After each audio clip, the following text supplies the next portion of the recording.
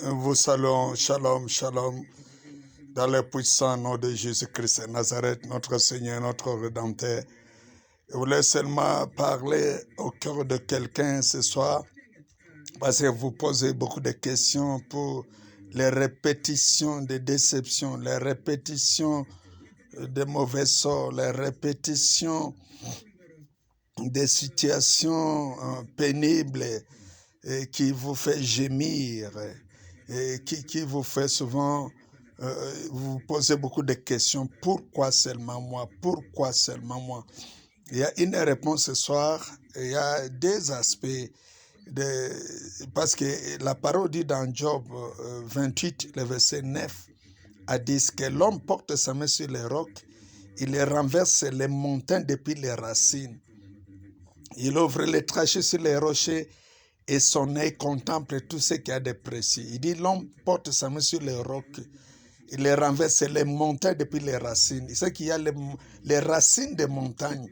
Les montagnes, ce sont des forteresses, les types de forteresses sont des obstacles, les challenges, les stationnements de vie, les vies retardées.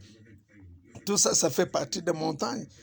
Et puis dans Proverbe, chapitre 26, le verset 2, la parole dit, la malédiction sans cause n'a pas d'effet. Vous savez, on attribue tout au diable, aux démons, aux sorciers des familles. Il y a d'autres choses dont le diable n'est pas concerné, ni les démons. Mais c'est vous qui êtes à la base. Je voudrais parler là de deux choses. La première chose, comment saisir la visitation divine.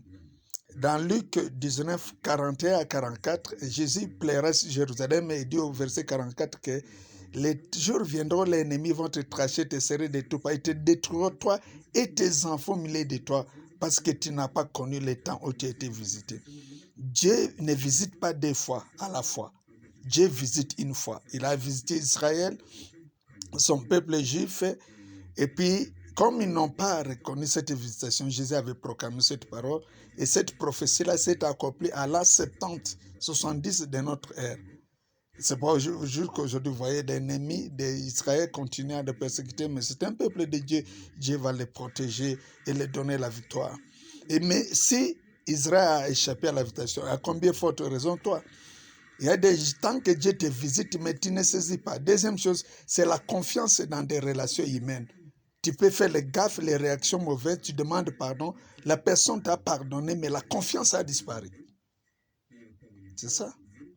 Tu vois? Tu vas continuer à prier, or que Dieu t'avait déjà visité.